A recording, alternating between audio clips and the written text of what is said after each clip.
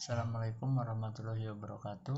Kami dari kelompok 5 yang beranggotakan pertama Farhanur Hidayat, yang kedua Dinatul Asnadiyah, yang ketiga Muhammad Fauzi, yang keempat Dela Aprilia, yang akan membawakan materi tentang perbedaan sistem pemerintahan di era Dauliyah Umayyah dan Dauliyah Abbasiyah.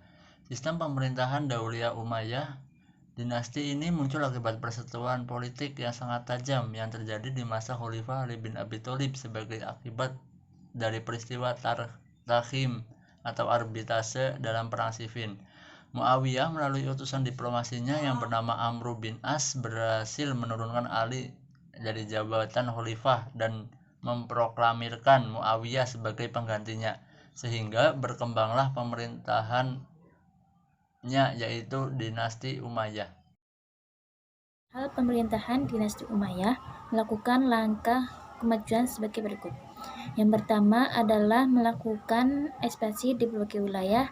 Yang kedua adalah adanya beberapa hal yang penting dicapai Daulah Umayyah, yaitu satu, menetapkan bahasa Arab sebagai bahasa resmi. Yang kedua, mendirikan Masjid Agung di Damaskus. Yang ketiga adalah membuat uang bertuliskan kalimat syahadat. Yang keempat, mendirikan rumah sakit di berbagai wilayah. Yang kelima, menyempurnakan peraturan pemerintah.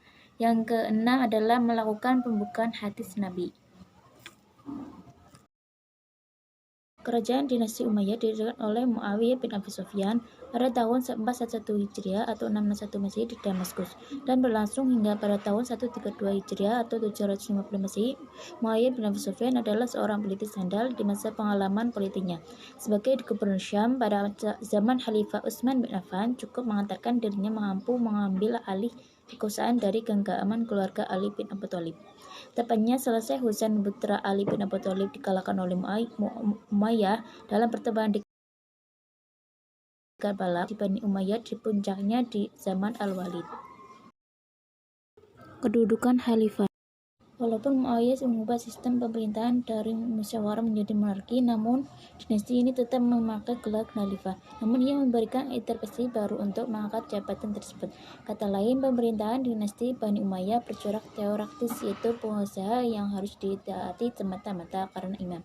Dengan demikian, meskipun pemimpin dinasti ini menyatakan sebagai khalifah, kedudukan Bani Umayyah sangat mantap di Syam. Hal ini dikarenakan Umayyah pernah kalah dalam pertarungan dengan Bani Hashim, telah melarikan diri dan menetap di sana selama 10 tahun.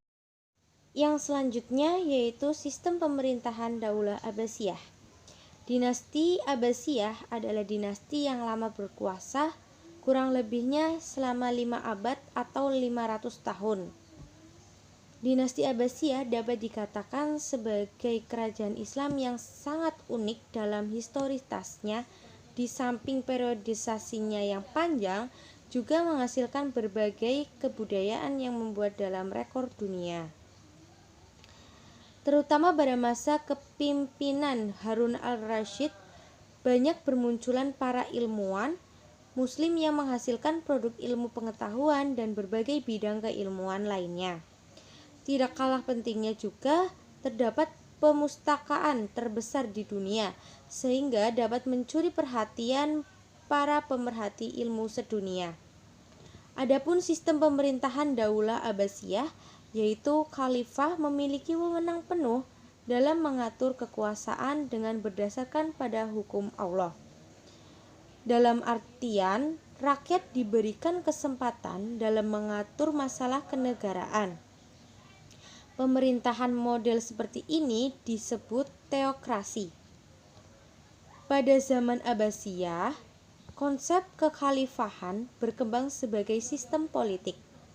Menurut pandangan para pemimpin dinasti Abbasiyah, kedaulatan yang ada pada pemerintahan khalifah adalah berasal dari Allah, bukan berasal dari rakyat sebagaimana diaplikasikan oleh Abu Bakar dan Umar pada zaman Khulafaur Rasyidin.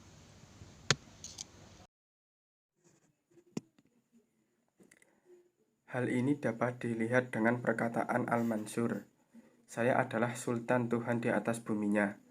Pola pemerintahan yang diterapkan berbeda-beda sesuai dengan perubahan politik sosial, ekonomi, dan budaya yang terjadi di setiap masa tersebut. Dinasti Abbasiyah dibagi menjadi 5 fase pemerintahan, dan sistem politik yang dijalankan oleh dinasti Abbasiyah 1 adalah 1. Para khalifah tetap dari keturunan Arab, sedang para menteri, panglima, gubernur, dan para pegawai lainnya dipilih dari keturunan Persia dan Mawali.